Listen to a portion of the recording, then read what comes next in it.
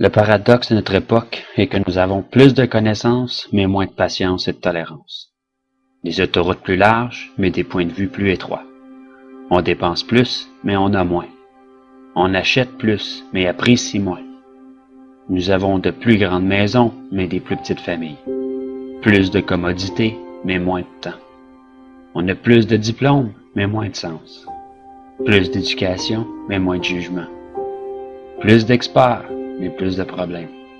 Plus de médicaments, mais moins de bien-être. On boit bien trop, on fume bien trop, on dépense sans réfléchir, puis on rit pas assez.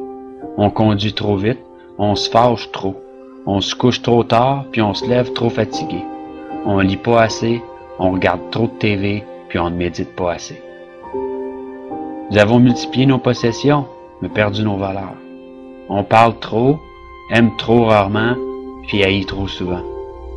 On a appris à gagner sa vie, mais pas à la vivre.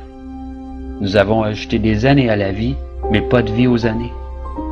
Nous sommes allés sur la Lune, mais il nous est difficile de traverser la rue pour rencontrer un nouveau voisin.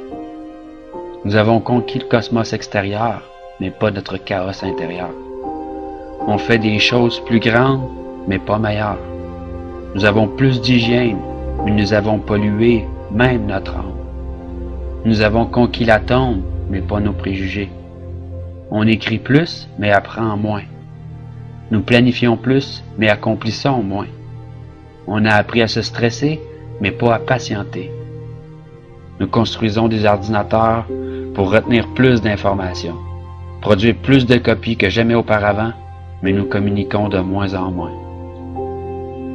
Nous sommes à l'ère de la restauration rapide, mais de la digestion lente. Des grands hommes, mais des petites personnalités. Des profits records, mais des relations superficielles. Nous sommes à l'ère de 2 revenus, mais avec plus de divorces. Des maisons plus fancy, mais avec des foyers brisés. Nous sommes à l'ère des courts voyages, des couches jetables, des basses mœurs, des nuits sans lendemain, de l'obésité et des pilules qui font n'importe quoi, de donner du pep à endormir, à tuer. Nous sommes à l'ère des showrooms bien remplis avec des entrepôts vides.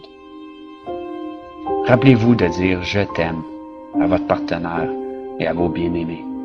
Mais surtout, pensez-le. Une bise et une accolade soulageront un mal lorsque sincère. Souvenez-vous de vous tenir la main et de chérir ce moment présent lorsqu'un jour cette personne nous quittera.